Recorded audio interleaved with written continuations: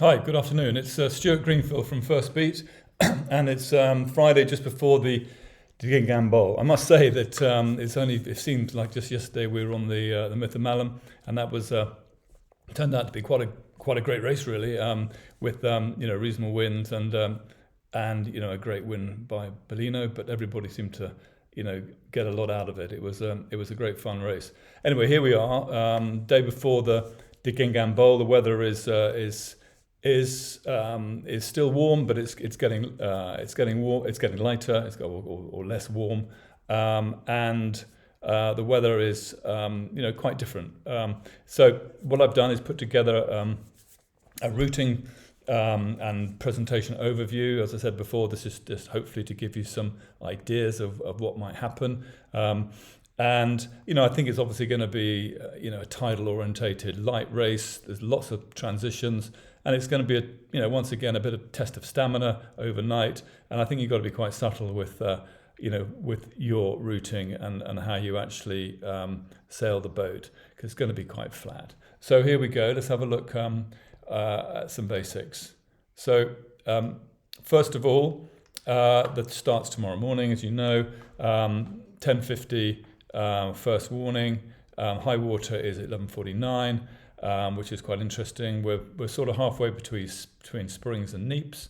Sunset is 21:06. Sunrise 04:58. So we've got a moon rising at 8 in the evening and taking us all the way through to 3 in the morning. So that's quite good as well. It's only 105 miles. So what is this De Guingand Bowl race? So the history is that this was always sort of a offshore race, starting in Cowes and ending in Cowes. It's after a guy called Buster De Guingand.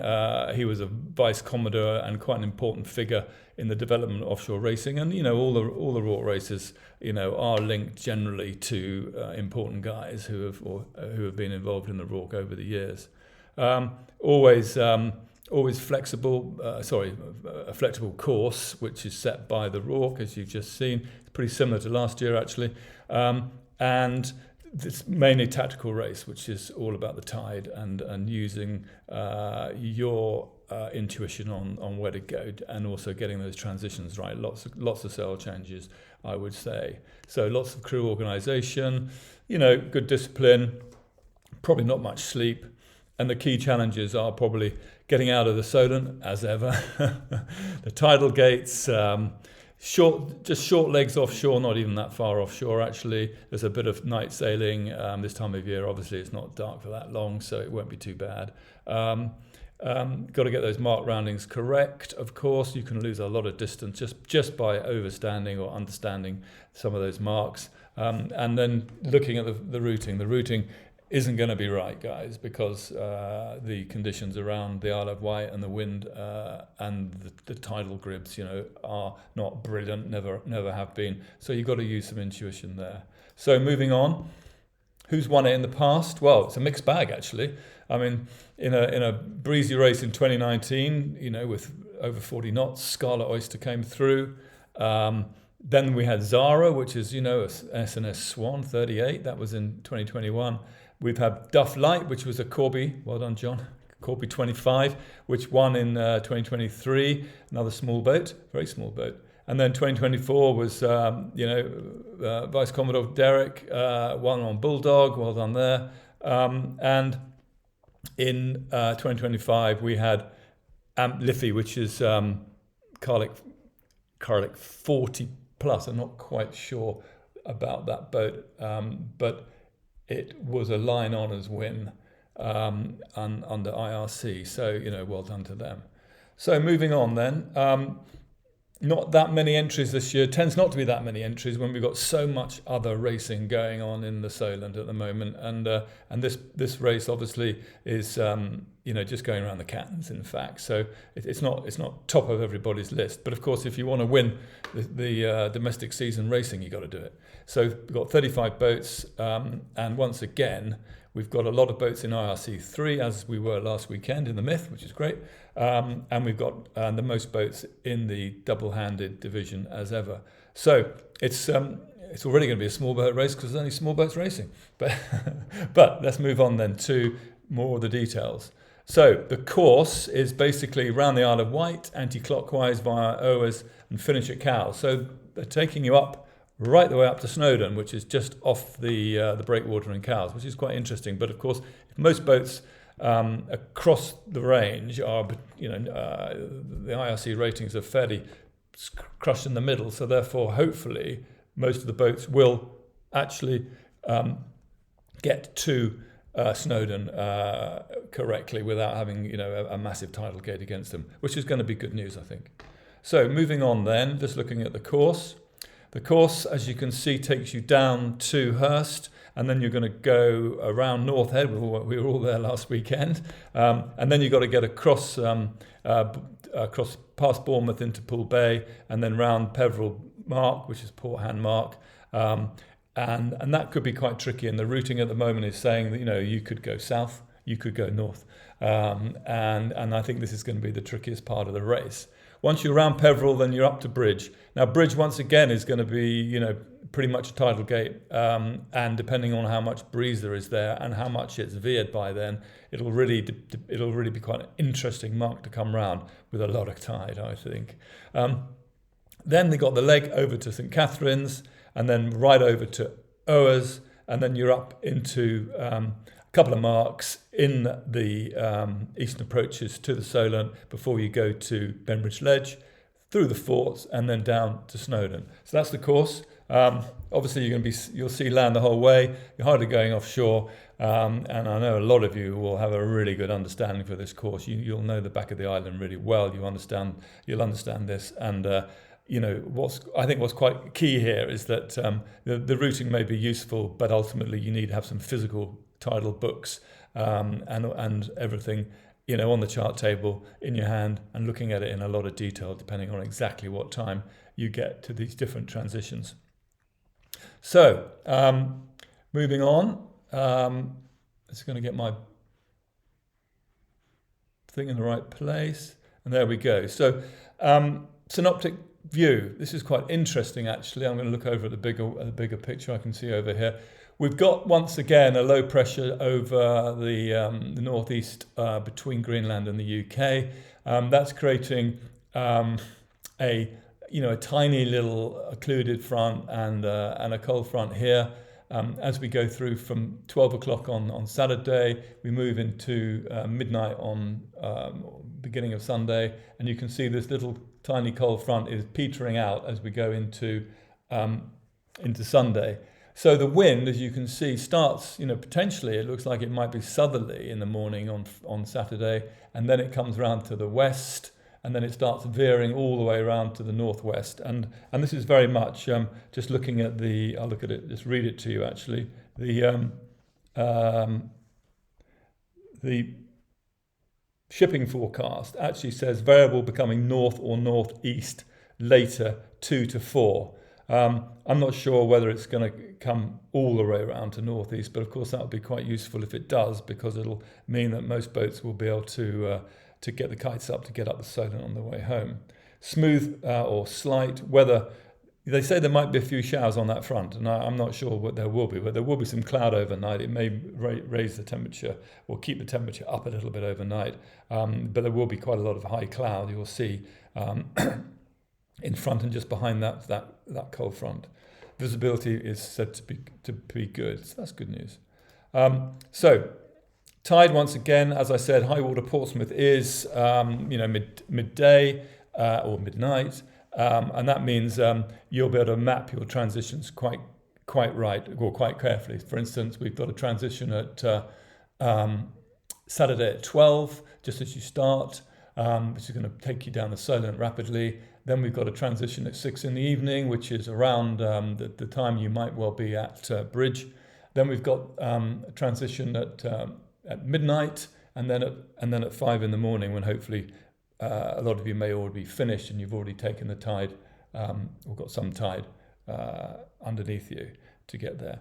And I think it's obvious, and you all know better than I do really, that there's tidal gates at all these places: Peveril, Bridge, St Cat's, Owers, and Benbridge. And it's really a matter of being aware of where you are at the time, and you know, in a lot of cases, if you're going to miss the gate, you miss the gate because you can't get there quicker if you can't sell any faster because of the wind. But it's good to know in advance what might happen and where you might go after you've been around the mark. And this is where the routing, I'll show you later, actually varies quite a lot. So just clicking on there. So the grid models, once again, we've got a whole range of grid models we can use, going through from GFS, ECM, WF, Arome, Icon, Arpege, NAM, you name it. I'm running some software across all these different models, and I've taken the ones that I use a lot, and then also I'm going to do an ensemble as well. So that will give us some, you know, interesting information which I can convey to you in a minute, which gives you some sort of idea of what you might think is going to happen. So let's look at the first routing, and the one is that I'm looking at now is GFS. And as you can see, it shows that coming out of the Solent from the start, you might go to the south shore of the mainland, and then cut across as the tide turns and comes with you, and then through Hurst. It's saying when you get to North Head, take a starboard tack down, all the way down to almost a latitude in line with the Peveril buoy before tacking onto port and taking a few hits all the way down there. So you're in maximum tide basically to get you there. Once you get round Peveril, it's saying go out further south, and you'll be under Kite. It appears at that moment in time, and then you'll be reaching up, maybe still under Kite, to Bridge.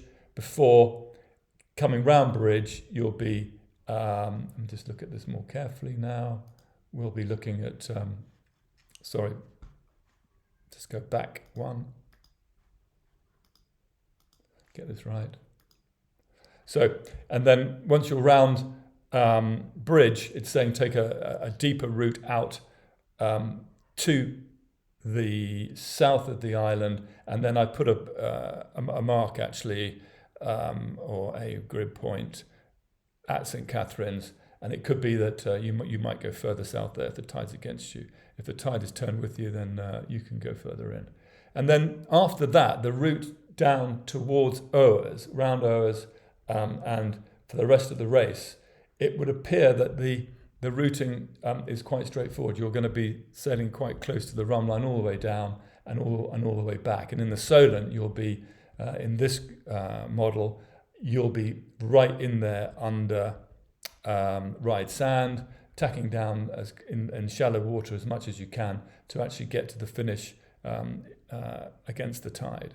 So if we move on then to the next model, which is UKV, and once again this shows pretty much the same, except in this case it says maybe start on the north shore of the island and then take a tack across as the tide turns to set you up for Hurst. Through Hurst, once again it says go south, take a hitch to the west before going south again, and then right over to almost the entrance of Poole before we go down to the Peveril mark.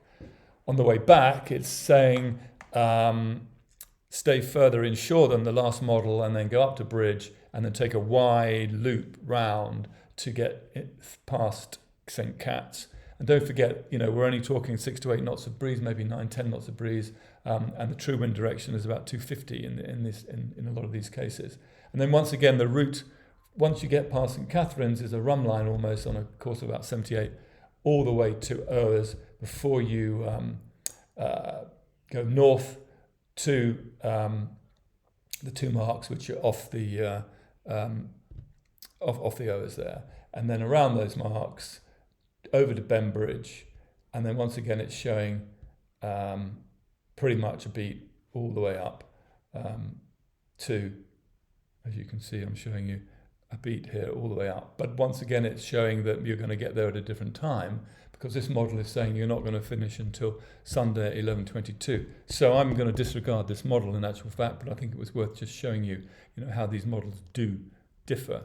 So moving on to a Rome is saying you're finishing at 10, which is obviously a lot later than the other models as well, which is interesting. And once again, it's doing a different routing here. It's saying go north out of Hurst and then south down in the middle of the bay to Peveril before coming back, doing a pretty much easterly course and then a tuck into Bridge before going south again in a wider arc around the bottom on the west side of the island.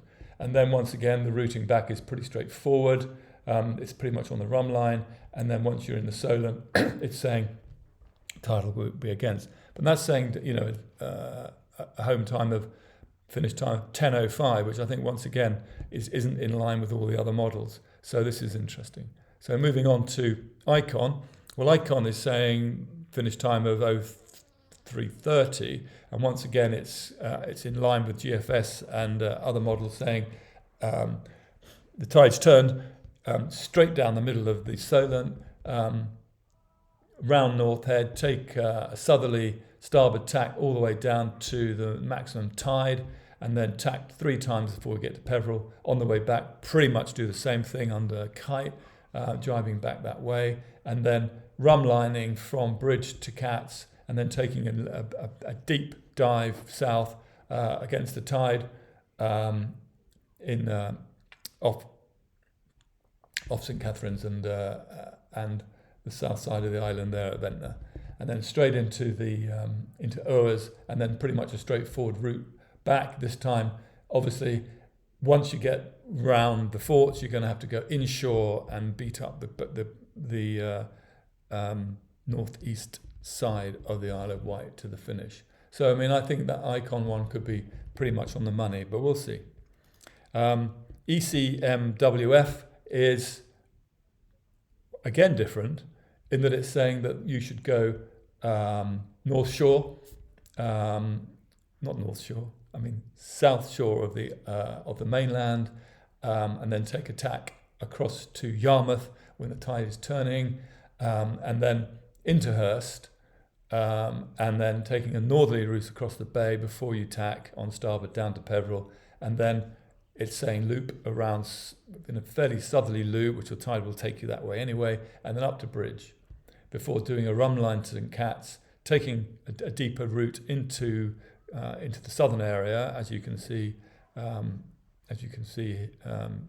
just here, and then once again the routing back is showing in this case that you should probably go into the shallows around Oers a little bit more than the other models before coming across to Bembridge, and then once again it's showing you tide against coming home in the morning, and that's 0235. So that model may be a bit optimistic.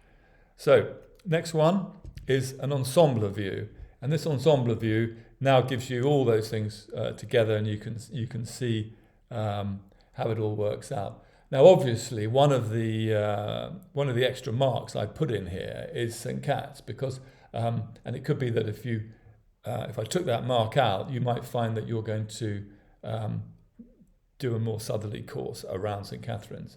However, if you look at it, ultimately it's saying go south on the mainland southern shore, that is north in the Solent here, and then there's basically a dilemma between whether you should go north or south at North Head to get to Peveril over here. But most of the models say that you should go south first from Peveril and then jibe up to Bridgeboy before pretty much taking a southerly route around the bottom of the island. And then when you get over to Oers, most of the models saying you're going to rum line it from the two turning marks, which I'm pointing to now, and then you can get into Bembridge Ledge here. The leg up to the forts, once again, is very much rum line, and then you're into the beach here to avoid the tide all the way to the finish. and that's a 3:40 finish. Now, I would say, looking at all the models, putting it all together, obviously we're guessing here, but that might be the sort of course that might be relevant here. So, what I'm going to just bounce back to that one in a minute, but that ensemble route, if you look at the data from my setup, it's quite a good confidence between models on the runtime, but routing north head to St. Cat's, but routing north head to Cat's and critical is critical and not really quite clear exactly the best ways. In other words, all that route from North Head to Peveril to St. Cat's is going to be the key part of this race, and the boats that get that right will be ahead of the game to do well in this race. And if you look at the details, the ensemble models are saying that the deviation is literally only about an hour between all the models once you put the stats together and work it out, which I think is means that we're fairly confident of this. So the mean true wind speed on the whole race is about 8 knots, not much, but you will get a max of about 14 perhaps, an average maybe 11 of in the breezier times. So not much breeze. So if we just go back to the last one, as I said, all these routings are for Sunfast 3600 because it's sort of middle of the road. In fact, it's a little bigger than on average this week, this race. The Met Office are saying north or northeast later on Sunday. Watch for cloud formations over the land during the afternoon. Will there be a sea breeze? How much acceleration will there be in the solar? Will it make any difference? And how many holes are there going to be across the course? And that's got to be, Mark 1 eyeball looking for those the whole time. There may be some cloud cover. It could be thickening. There might even be a touch of rain. I reckon 20% possibility of any rain at all. Colder air as the race progresses behind the cold front, but a lot of wind holes on the east side of the Isle of Wight. So it's going to be quite tactical. So, final thoughts. Obviously, all the information is from freely available sources. I've used Navimetrics routing software and others just to check this through, but these ones, all seem to match reasonably well. Whether they're right or wrong really depends on how those GRIB models are going to change over the next 12 hours. And you can obviously load brand new GRIB files tomorrow morning before the start and see how that changes. But this hopefully will give you a good starting point to analyse the data you have. I've added my own interpretations, having raced many of the types of yachts entered, as you know. 0.4. So yeah, never sell the routing, guys, obviously. These are just to give you an idea, give you some ideas of wind strength, wind direction and everything else. And I think that the most important thing at the moment is to have a set of winning tides and other guidebooks that you might use to give you a really good indication of what the tide is actually doing in the area you're in at the time, and making sure that you have got the most accurate information in terms of GRIBs. But looking at the water the whole time to see where the wind's coming from, probably going to be key to this race. And you may be just up the whole time because it's only a short race. So I hope that helps. It's once again, it's another light race, which is a shame. Hopefully we're going to get some more wind as the season progresses. And of course, as we've seen in the past, it goes light for 2 or 3 races, and then suddenly, you have a massive front comes through, and we're all sailing in 40 knots and trying to remember how to do that, which is always exciting. So that's FirstBeat. That's me. That's the overview for the race. Please share if you like. Tell me if I got it right or wrong. And have a great race, guys. Thanks very much.